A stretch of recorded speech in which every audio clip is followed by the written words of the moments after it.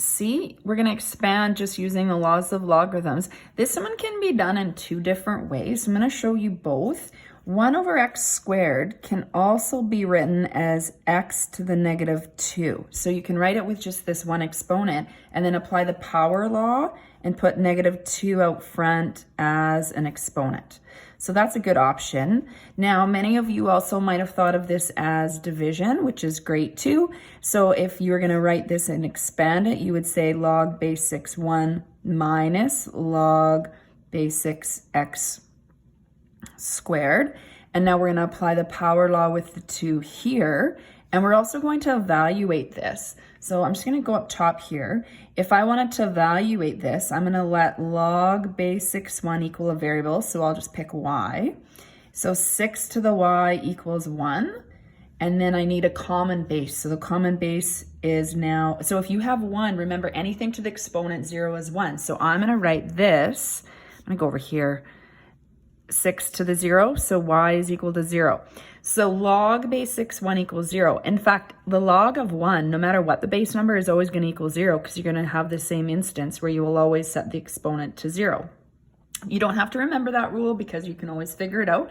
But if you do start to notice and recognize that, then that's great to recognize. So this is 0 minus, I'm going to move the 2 out front, log base 6 x. So of course 0 minus anything, this is going to equal negative 2 log base 6x. So it did take me a little more work to get to this answer, but I get the same answer regardless. Let's look at D.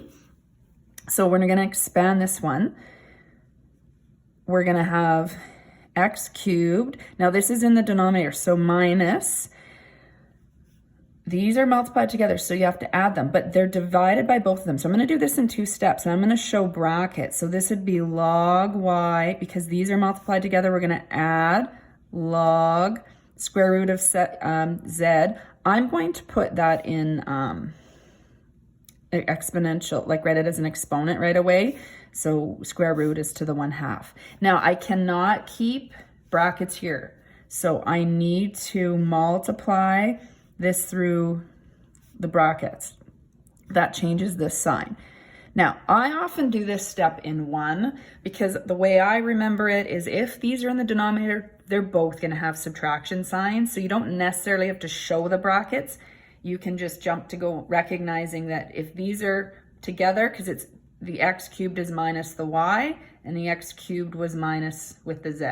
Now I still have to apply the power law though. So moving the exponents out front, we get log 3 log x minus log y plus, no, sorry, not plus, minus 1/2 log z. Okay, so it's important that you don't leave the brackets there. Sometimes in questions, you might have brackets to work through, but when you're expanding it, take that out of brackets so that the signs are correct.